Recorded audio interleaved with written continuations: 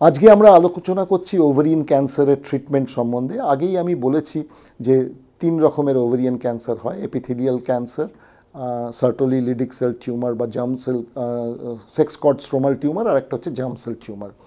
Germ cell টিউমারের ক্ষেত্রে বলেছি প্রাথমিকভাবে একটা অপারেশন করতে হয়। সেখানে পুরো ওভারি, ইউটেরাস কোনোটাই বাদ দিতে হয় না, শুধু যেটুকু অ্যাফেক্টেড অর্গান সেইটুকু বাদ দিয়ে তারপরে তাকে কেমোথেরাপি করতে হয়।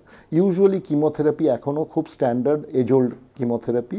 3টে ড্রাগ দিয়ে ট্রিট করতে হয়, ব্লিওমাইসিন, ইটোপোসাইড, প্ল্যাটিনাম, এবং তাতে দেখা যায় মূলত প্রায় 95 থেকে 100% পেশেন্ট কিওর্ড হয়ে যায়।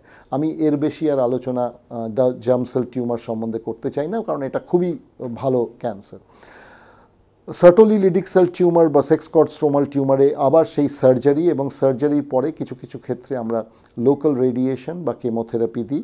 এটা খুব সংখ্যায় কম এবং এর খুব স্লো গ্রোয়িং এবং চট করে শরীরের বিভিন্ন অংশে ছড়িয়ে যায় না, সেজন্য এর ট্রিটমেন্টটাও ওইটুকুর মধ্যেই সীমাবদ্ধ এবং আজ পর্যন্ত তার মধ্যে খুব তারতম্য ঘটেনি।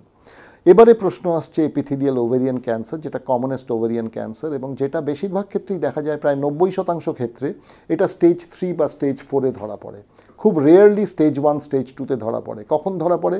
অন্য কোনো কারণে আপনি আলট্রাসাউন্ড বা সিটি স্ক্যান করতে গেছেন, তখন একটা ওভারিয়ান টিউমার দেখা গেল ইনসিডেন্টলি, সেখানে স্টেজ 1, স্টেজ 2, এবং সেখানে অপারেশন করে, এই অপারেশনটা কিন্তু খুব ইম্পর্ট্যান্ট। অপারেশনটা শুধু ওভারিটা বাদ দিলে হবে না, এই অপারেশন করতে গেলে আপনাকে ওভারি, দুদিকের ওভারি, ইউটেরাস, ফ্যালোপিয়ান টিউব, শুধু তাই নয়, তার সাথে সুপ্রাকলিক ওমেন্টাম, ইনফ্রাকলিক ওমেন্টাম এবং কিছু লিম্ফ নোডস, এগুলো সব বাদ দিতে হবে। এটাকে বলা হয় optimal debulking surgery of ovarian cancer. এই সার্জারিটা আপফ্রন্টে করা যায় যখন স্টেজ 1, স্টেজ 2। এটা স্টেজ 3 হয়ে গেলে আগে কেমোথেরাপি দিয়ে, যেটাকে বলা হয় নিও অ্যাডজুভেন্ট কিমোথেরাপি দিয়ে, অসুখটাকে কমিয়ে নিয়ে মাঝখানে সার্জারিটা করতে হয়। তখন সার্জারিটাকে বলা হয় ইন্টারভেল সাইটোরিডাকটিভ সার্জারি। তারপরে আবার ফার্দার কেমোথেরাপি এবং কিছু কিছু ক্ষেত্রে মেনটেন্যান্স কেমোথেরাপি করতে হয় বা targeted therapy with a drug called bevacizumab. এই হচ্ছে ওভেরিয়ান ক্যান্সারের নতুন ট্রিটমেন্ট।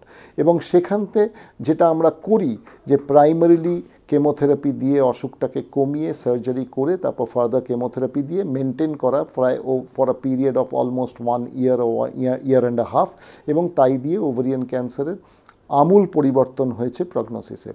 আর আগে বললাম জার্মলাইন ব্র্যাকা যদি কারোর ক্ষেত্রে পজিটিভ বেরিয়ে যায়, তখন ওই ওরাল ড্রাগ আছে ওলাপারিব বা রুকাপারিব, এই দিয়ে ট্রিটমেন্ট করা যায়। ওভারিয়ান ক্যান্সারকে যখন আমরা মনিটর করি, ফেরত যখন আসে, recurrence of ovarian cancer is a big problem. সেখানে আমরা এটাকে দুভাগে ভাগ করি, প্ল্যাটিনাম রেজিস্ট্যান্স বা প্ল্যাটিনাম সেন্সিটিভ। প্ল্যাটিনাম সেন্সিটিভ হচ্ছে যখন 6 মাস ট্রিটমেন্ট হয়ে যাওয়ার পরে অসুখটা ফেরত আসে, আবার নতুন করে নতুন উদ্যমে তাকে ট্রিটমেন্ট করতে হয় এবং আবার তাকে ভালো করে দেওয়া যায়। আর প্ল্যাটিনাম রেজিস্ট্যান্ট অর্থাৎ ট্রিটমেন্ট শেষ করার 6 মাসের মধ্যে যদি অসুখটা ফেরত আসে, যেটা স্টেজ 3, স্টেজ 4-এ খুব প্রায়শই হয়ে থাকে, সেখানে চিকিৎসাটা খুব ডিফিকাল্ট হয়ে যায় এবং নানান রকম এক্সপেরিমেন্টাল ট্রিটমেন্টও এখন এসছে, ইমিউনোথেরাপি ইত্যাদি ইত্যাদি। বাট প্রাইমারিলি ট্রিটমেন্টটা এখানে কেমোথেরাপি।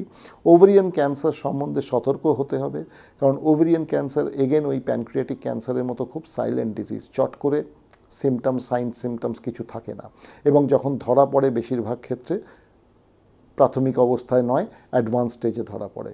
সেই জন্য ওভারিয়ান ক্যান্সার, কিন্তু ওভারিয়ান ক্যান্সার খুব ট্রিটেবল ডিজিজ, চিকিৎসা করলে বেশিরভাগ ক্ষেত্রেই রেসপন্স খুব ভালো হয়। সেই জন্য ওভারিয়ান ক্যান্সারকে ভয় পেলে চলবে না এবং ট্রিটমেন্ট করতে হবে খুব এনার্জেটিক্যালি অ্যান্ড ওয়ার ফুটিংয়ে।